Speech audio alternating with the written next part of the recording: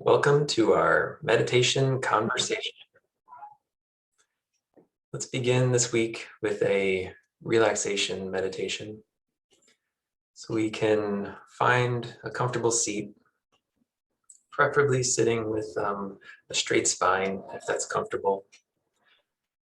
We can close our eyes, begin to settle into our bodies.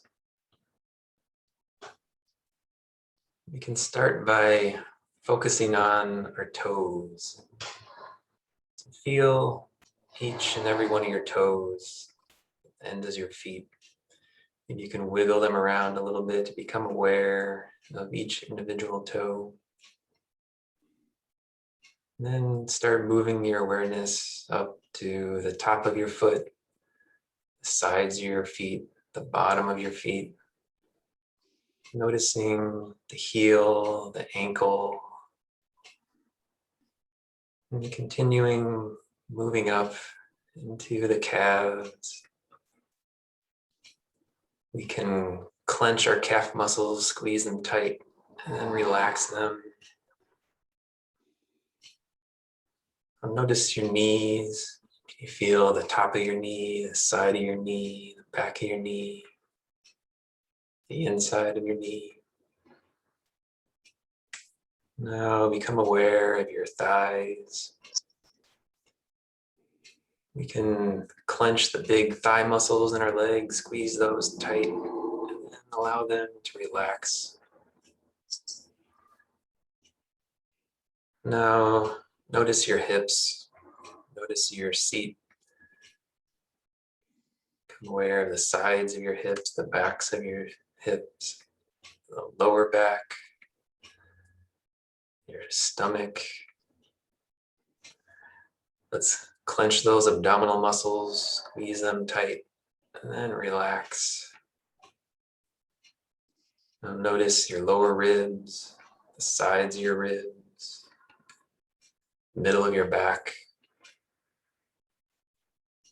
the front of your chest, your armpits, your shoulder blades. Let's roll our shoulders up to our ears and down and back, allowing them to remain soft and relaxed. Notice your hands, your fingers. Maybe wiggle all your fingers, noticing each individual one. Feel your hands, your wrist. Now become aware of your forearms. Let's clench those forearm muscles and then release them. Notice your elbows, the back of your elbow, the side of your elbow, the inside crease of the elbow. Now notice your upper arms. Let's clench those bicep muscles, squeeze them tight, and then release. Notice the top of your arms where they connect to the shoulders.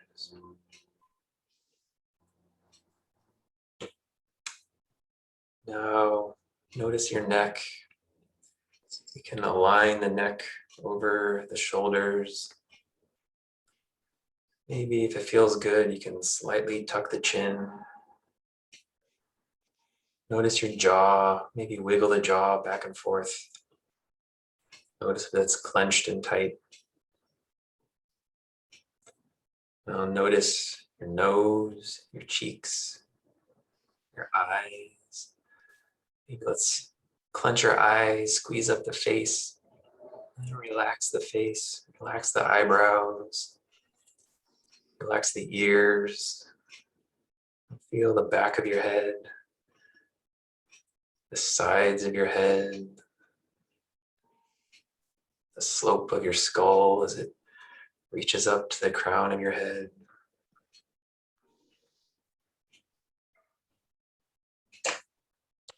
So now that we've become fully aware of our bodies, let's just sit here in silence for a few minutes.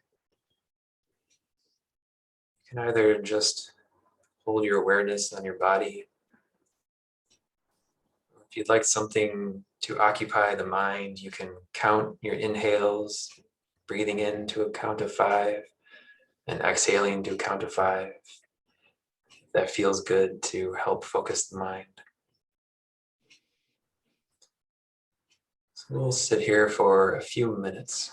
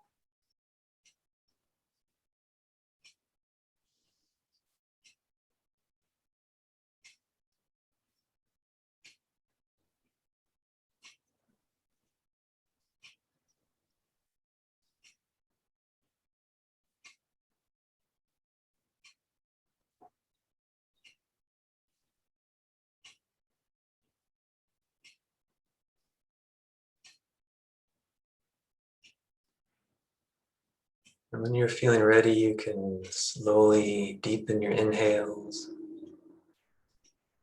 Start to bring your awareness back into the body.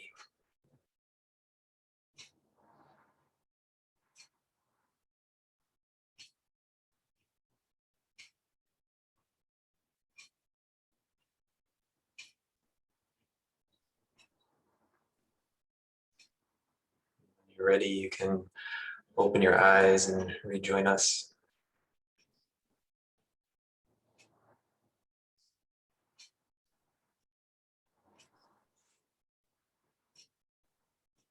So how's everyone feeling now? Hopefully relaxed and grounded.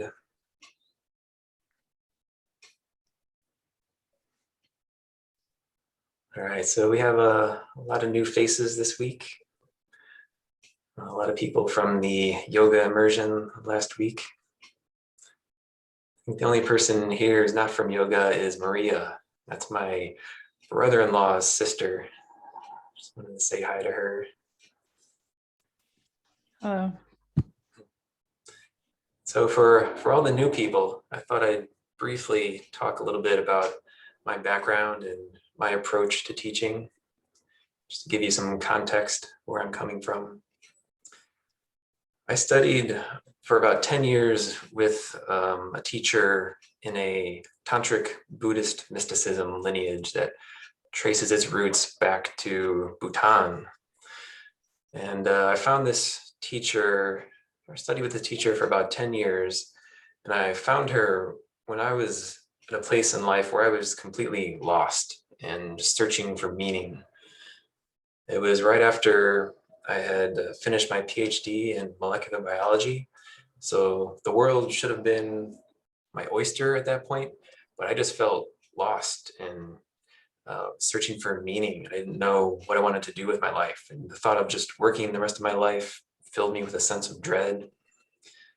And so it was at this point, it was on my 30th birthday, actually, was the first time I ever blacked out from drinking too much alcohol. So that was kind of a wake-up call for me. And fortunately, right after that is when I found my teacher. And so when I started studying with her, I just threw myself completely into the path. And for the next 10 years, my life revolved completely around the meditation group. But then after a while, that kind of stopped working for me. I stopped growing. I stopped evolving studying with that teacher. So about 2.5 years ago now, I left my teacher and I left my comfy job in San Francisco. And I embarked on a journey of self-discovery with some semi-nomadic wandering. I spent the winters in Costa Rica and the summers on my family's cottage in northern Wisconsin. I was really just trying to find myself and figure out what to do next. And that journey culminated in the yoga teacher training last October with MC Yogi in Marin County. And that's where I really finally found myself. And the protective shell around my heart cracked open and I reconnected with my heart and myself. And that's when I realized that I wanted to help other people reconnect with their hearts also and bring more love and light into this world. And then after that, the universe led me up here to Humboldt County, and I just fell into this opportunity to teach yoga and meditation up here. And so since then, and then last April also, I had a very, very profound healing experience at a breathwork retreat outside of Denver, where I processed a lot of repressed emotions and had what I would call my first experience with unconditional love, and where a healer there reflected back to me unconditional love. And for the first time in my life, I really felt that and understood what that was. And then after that, I came across the teachings of this guy named Matt Kahn, he's a current teacher teaching now, and he teaches all about unconditional love. And so the things he talks about were things that I've been experiencing in my life. So he's been a big influence on me recently. And so now the path that I'm teaching is kind of what I've discovered through my own experiences and from Matt Kahn. It's a path of unconditional love and mindful self-examination. And so what that means is there's been a shift in the world recently. I'm sure probably many of you have kind of sensed this and felt that with the Trump years and then the COVID pandemic. Things are changing, things are shaking loose. And so now the best way to approach spirituality has changed from what it used to be. So now when I was studying, the path was all about destroying the ego, dissolving the ego, getting rid of the ego. But now things are different. Now we can approach this from a different angle. And instead of trying to dissolve the angle, or instead of trying to dissolve the ego, we can instead try to integrate the ego. And that's where unconditional love comes in. We can, by just loving ourselves and accepting ourselves fully, this now can be a path to enlightenment, a path to spiritual liberation, whatever it is you're seeking, whatever it is you're looking for. So that's the approach that I'm taking now, unconditional love. And I'm kind of breaking that down into 3 areas: unconditional love for ourselves, unconditional love for our life, our environment, the circumstances around us, and then unconditional love for the world and all the people in it. So that's a way we can categorize, if you will, some of the things that we're talking about.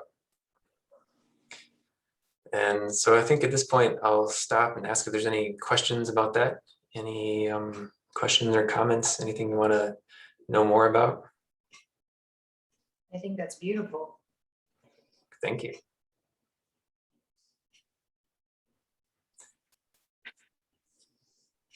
Great. So at this point, why don't we meditate again? Or Helen, did you want to say something? I just wanted to add, thank you for sharing that, because I think a lot of people probably feel the things that you were feeling and are forever searching. So I'm so happy that you landed where you have landed and that you're here to share it with all of us. So thank you. Thank you, Helen. That's very sweet. Yeah, I mean, at this point in my life, I feel called to share what I've learned and bring more light and love into the world. And I think everyone here, you're probably here because you feel a similar calling. And the best thing, there's a lot of craziness in the world right now. Here in California, they're talking about reinstating the mask mandate, and with the rise in the Delta variant, we might be heading back into lockdown. So the world is a crazy place right now. And one of the best things we can do for that is to bring more love into the world, just first by loving ourselves and also by loving the world and everyone in it. So if you're here, I'm guessing you feel a similar call. You want to do something good for the world. And one of the best things we can do is just focus on loving ourselves and loving the world. So now is a good time for a love meditation. So I sent out a playlist in the email. If you'd like to use music, sometimes we meditate with music. It's totally optional if you don't want to deal with it. But if you'd like to use music, you can get that playlist ready. And if you don't have it, don't worry about it, it's no problem. So once again, let's close our eyes, settle into our seats. Reconnect once more with your body. Feel your feet and your legs connecting you to the earth. Feel your seat connecting you to the chair or to the ground. Once more, let's roll those shoulders up to our ears and down and back, keeping them relaxed. So now you can leave your hands in your lap if you'd like, or maybe you'd like to put your hands on your heart if that feels comfortable. And now I invite you to remember the last time you felt a lot of love, whether that's for another person or maybe for a pet. Pets are great sources of love, especially dogs. Cats are good too. But pets can often reflect love back to us. Maybe a lover or a child. Maybe think about your child when they were a tiny little infant.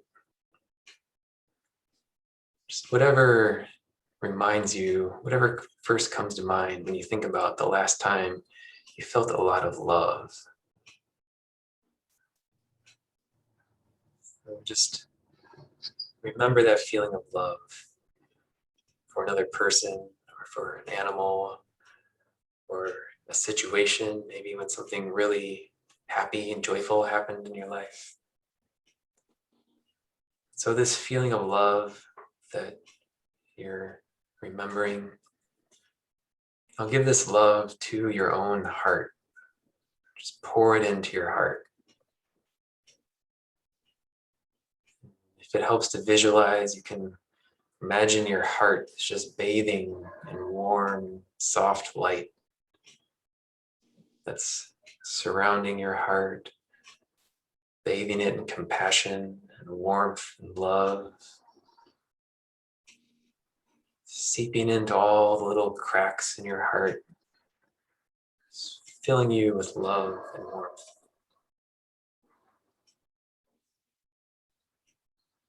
So continue to remember this feeling of love in your heart while we sit here. If you'd like, you can hit play now on the playlist.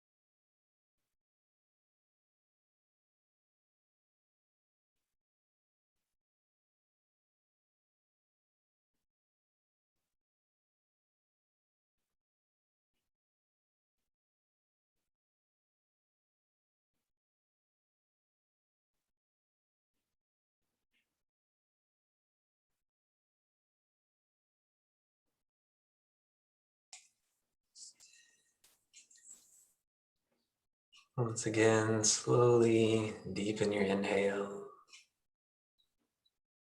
coming back into the body.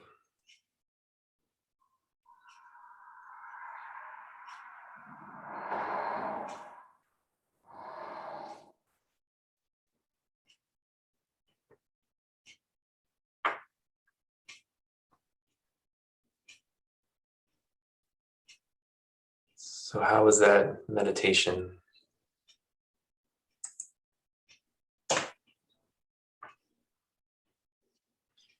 Did you guys feel love in your hearts? It was really nice. Great. It's okay if you didn't. This is a foreign concept to a lot of people, the idea of loving ourselves.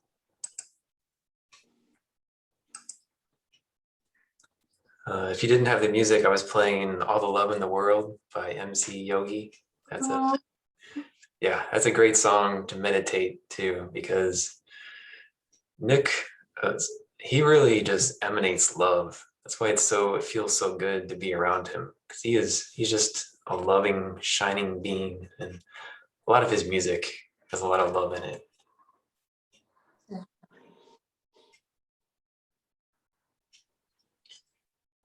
And so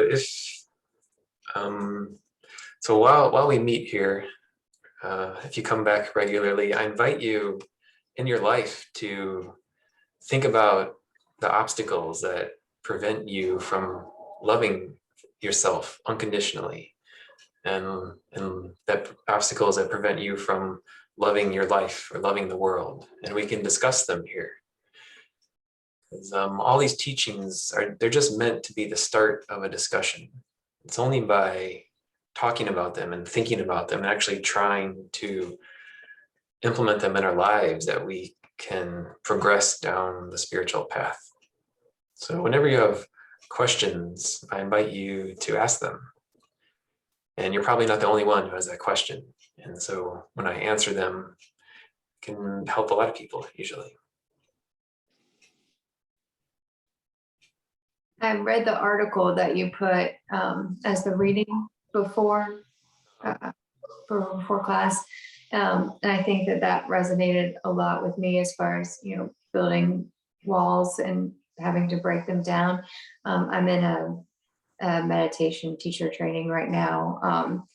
I am certified at a low level, and I'm in a kind of deeper one now. We do a lot of meditation for loving ourselves, but I find in the beginning it was extremely hard for me because of all the walls that you build up over time, and that it isn't the easiest concept in the beginning, or it wasn't for me. And it's still, depending on the days, I think it can be difficult, and what you've gone through and what's going on in life, it can be difficult. I really resonated with that article personally.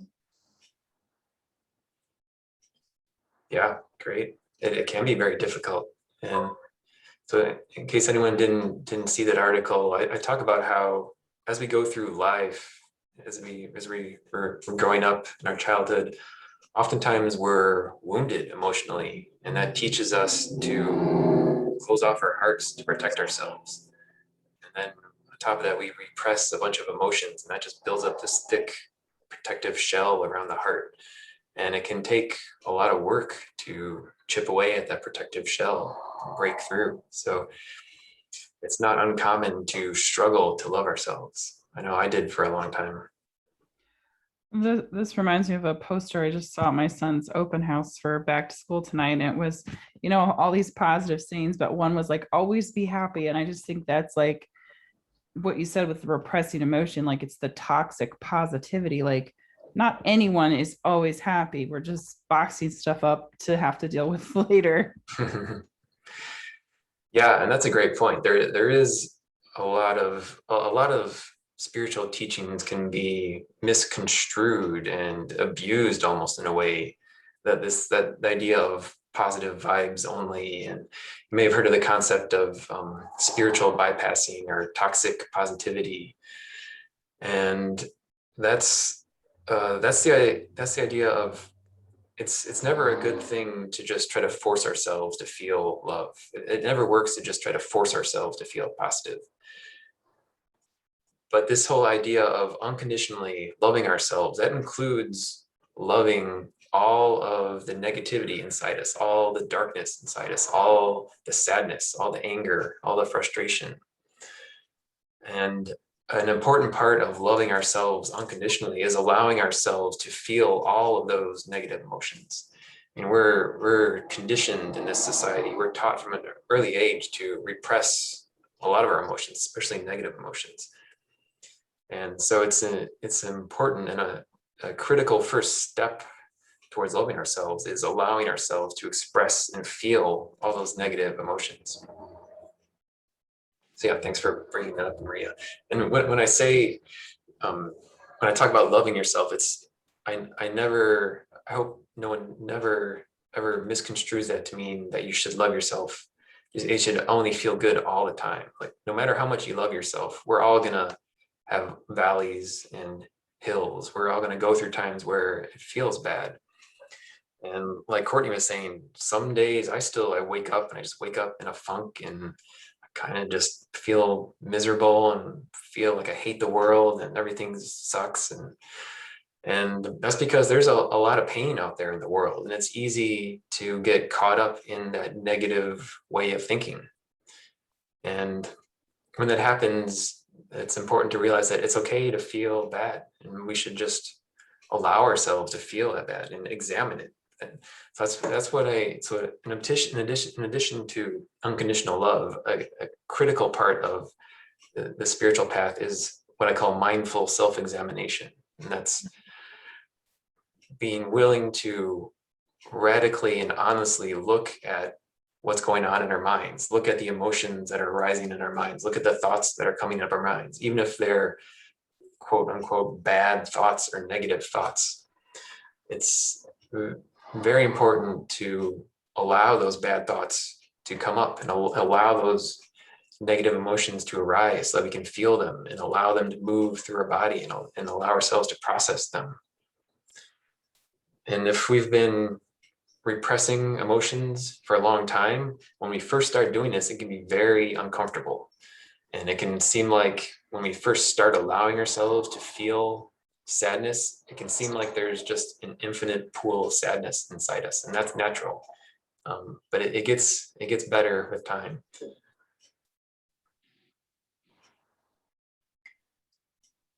Great. So any other questions, comments? I found kind of what you were saying with that. Sorry, am I speaking over someone?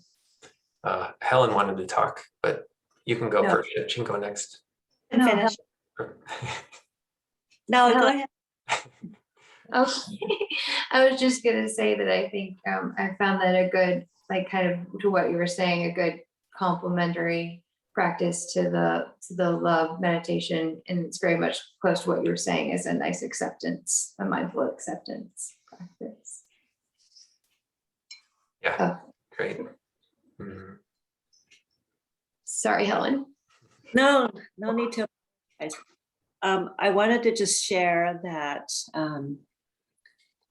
since our immersion program, those of us that were all together, I really missed all of you guys, and of course the energy that was there.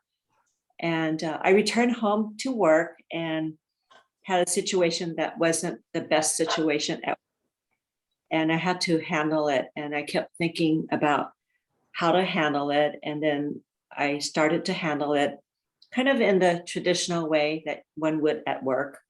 And it was through an email.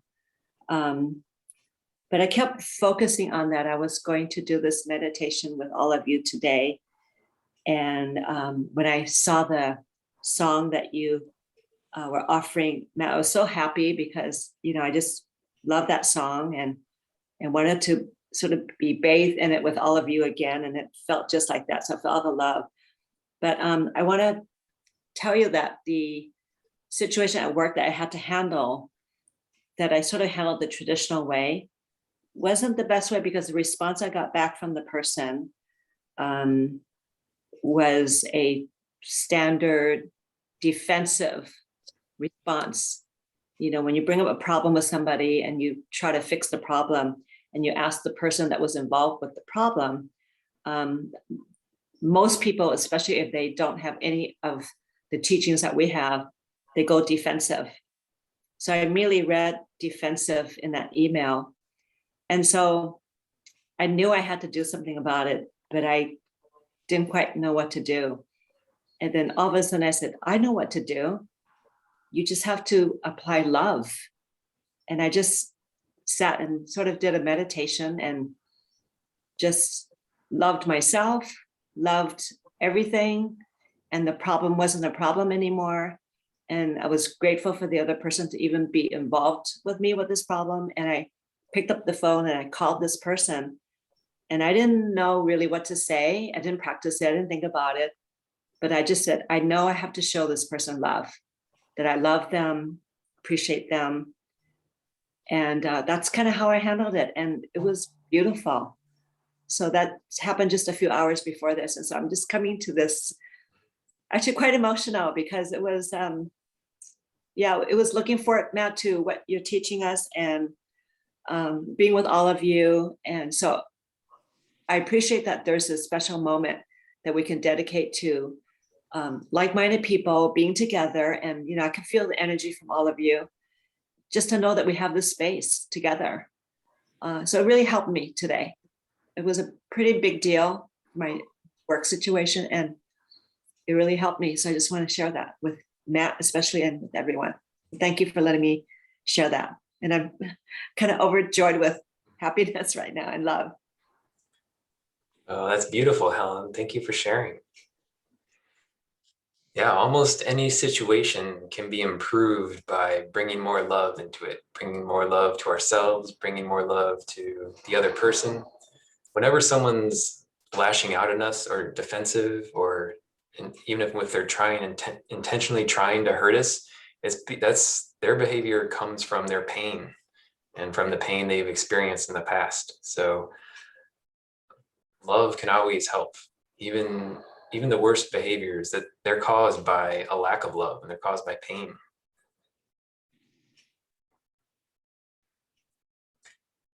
Great. So there was one topic I wanted to specifically talk about tonight. So at the yoga immersion, Amanda brought up, we studied the Upanishads briefly, especially the Katha Upanishad. And Amanda brought up this concept of Preya and Streya. Preya and Streya. And so those ideas are, and this relates to how unconditional love can help us make better choices in life.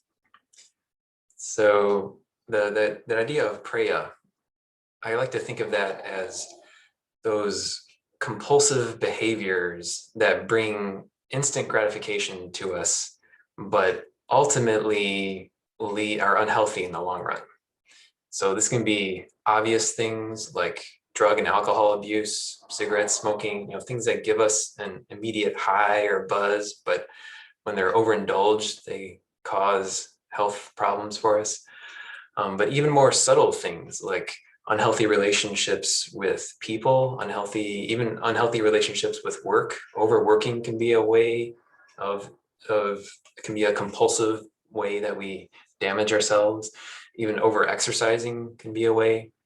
So these are all examples of that concept of Preya, where we have a choice we have to make. We can either do something that'll bring us an immediate burst of instant gratification, whether that's some kind of sensory pleasure, or we can choose the opposite, which is Streya, which is something that is healthy for us in the long term, something that brings us abiding joy. And so when I first read that Katha Upanishad, the commentary in it went into this big long diatribe about willpower and discipline and self-control. And that's often, especially in more traditional spiritual paths, and especially in lots of translations of these sacred texts that are done by men, they're all very intellect focused, very mind focused, very, very thought focused. So focusing on willpower and self-control and discipline. And that works sometimes, but doesn't work for everyone. And when it fails, it often just makes us, usually just leaves us feeling worse about ourselves because we're not able to control ourselves and resist these temptations. And so an alternate approach to willpower for making better choices in life is to focus on loving ourselves. And this can be backed up by modern research from cognitive science. So there's one current model of how the brain works. It's called the modular model of the mind. And if you're interested in that, there's a book I talk about frequently. It's called Why Buddhism is True by Robert Wright. It's W-R-I-G-H-T, Robert Wright. It's an excellent book. It talks about a lot of research on the brain and how our modern understanding of how the brain works supports a lot of what the Buddha was talking about and a lot of the tenets in Buddhism and Vedanta. And so one idea is this idea of the modular model of the brain. And a key tenet of this idea is that behaviors are driven by thoughts and thoughts are driven by feelings. And so when we have these urges to do something that we know is self-destructive, it's the reason that happens because there's a strong feeling creating these thoughts that create this urge to do something to distract us from the pain. Usually there's a strong feeling of pain, often from a core emotional wound that drives us to do these compulsive behaviors that we know aren't good for us. So has anyone had that experience where you're faced with a choice and part of you knows that it's not good for you in the long run, but you can't help but do it anyway? I know I've experienced that a lot. And when that happens, when we have that compulsion, to do something that we know is bad for us, that's because there's a strong feeling at the root of that, usually a feeling of pain. Like I said, often from a core emotional wound that's unresolved from our childhood. And so when we try to just use willpower and self-control, that's in the thoughts. That's trying to use thoughts to override a feeling, which can work sometimes. And there are instances where thoughts can modify feelings. But if the feeling is too strong, no amount of thinking is going to be able to overcome that feeling. And so an alternate approach, rather than just trying to use willpower and self-control, is to focus on the underlying feelings. And so one part of that is if we feel like we have a lot of deep-seated pain that's still unresolved, then therapy can definitely help. And whether that's psychotherapy with a clinical psychologist or other healing modalities like Reiki or massage or energy work, whatever healing you feel called to is probably the right choice for you. It's different for everyone. And pretty much almost everyone can benefit from some kind of therapy, whether it's talking to a counselor or Reiki work or massage or whatever resonates with you. Pretty much everyone can benefit from that. I've been working with a healer that I met at that breathwork retreat, and I've been continuing to work with her, and it's been very helpful for me in healing my core my core emotional wounds. So that's one approach, is to work on healing the wound that's causing the pain that's driving the compulsive behavior. But at the same time, we can try to strengthen an alternate feeling of love. And when we strengthen this other feeling, then that positive feeling of love will drive positive thoughts that'll lead to positive behaviors. So we can use this kind of twofold approach to address the feelings. We can work on healing the pain feeling and then boosting the love feeling. And so that's where these practices of love for ourselves come into play. So one example is that heart meditation that we just did. And we'll do another self-love practice in a little bit. But so I just wanted to, since Amanda brought this topic up, and it's often a topic that comes up in traditional spiritual texts and traditional spiritual paths, but for far too long, in my opinion, there's always been this intellectual, thought-based approach to trying to addressing these things, like to addressing Preya and Streya, and to addressing the mind. And it's time for a more heart-centered approach to these problems. And so that's why now I'm focusing on these teachings of unconditional love. So any questions about that or any comments? Does that make sense? And I just wanted to comment that does make a lot of sense, and actually is such a great way for me to shift, because that idea of the chariots and the reins, and that sounds like so much work to me. Yeah. It sounds like you're basically engaged in a struggle every damn day, to not eat the cake or whatever it is that you're trying to do. But the idea of letting that go and maybe being able to come at it from another place is so like a relief. Thank you. Great. Yeah. Yeah. And for when I was studying with my teacher, I know I had the idea that I needed to be more disciplined, right? I needed to control my mind and control my thoughts. And that's how I would reach enlightenment. And I always felt bad about myself because I wasn't able to control my mind that much. And so for a long time, our entire culture has been focused on intellect. I mean, since kind of the time of the Enlightenment in the when humanity got rid of feudalism and brought in capitalism, we went through this big shift to focusing on the mind and focusing on the intellect, and that served us well for a while. But now it's time to make another shift to a more balanced heart-centered approach to spirituality and to life in general. Now we still need the mind, we still need intellect, but we need to balance it with the heart and with feelings.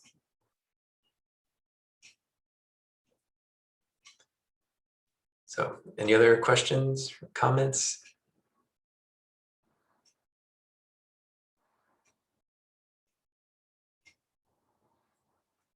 Great, it makes sense to everyone. Perfect. Okay, so let's do another technique for loving ourselves. So this might feel awkward at first. I know it felt very awkward when I first started it. But one way we can bring more of love into our hearts is by simply telling ourselves, saying out loud to ourselves, I love you. And it can feel and look kind of ridiculous. And it can actually feel physically uncomfortable. I know when I first started doing this, every time I said I love you to myself, it felt like I was being hit in the chest, like being poked in the chest. I mean, it felt like this physical discomfort and that's that protective shell around the heart resisting love from ourselves.